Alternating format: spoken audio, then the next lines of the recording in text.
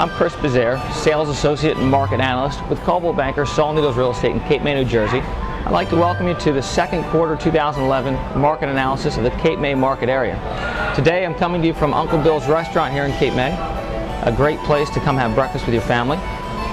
Doing on location to show you some of the areas around town. As you look into the market analysis here for the second quarter of 2011, you'll see that prices were down slightly compared to the first quarter of 2011 as well as the previous 4 quarters. As always with real estate, it's about location, location, location. And I think as you'll see when you look through the transactions, one of the reasons for that was the decline for the second quarter properties being close to the beach, while only 3 of them were within the 2 blocks to the beach here in Cape May, and the majority of them were at least 7 to 8 blocks back.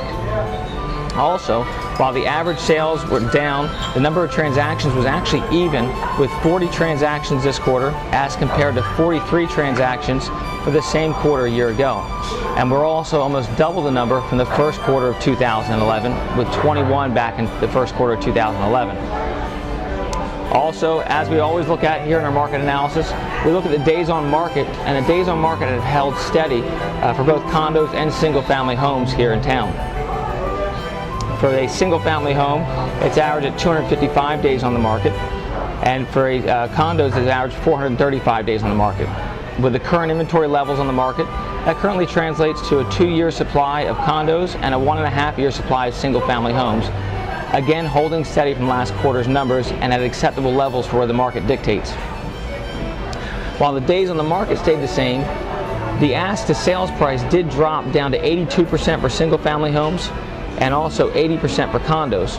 Now, while that drop is down 10 points from the previous quarter, again it goes back to location, and some of the properties that have sold in the last quarter that were on the market have been on the market for a long time, which means they had to make some price adjustments to get down to the levels where they were able to move and clean up the market. So I think next quarter and third quarter you'll see that number come back up to 86 to 87%, closer to the levels we've had in the last 5 quarters.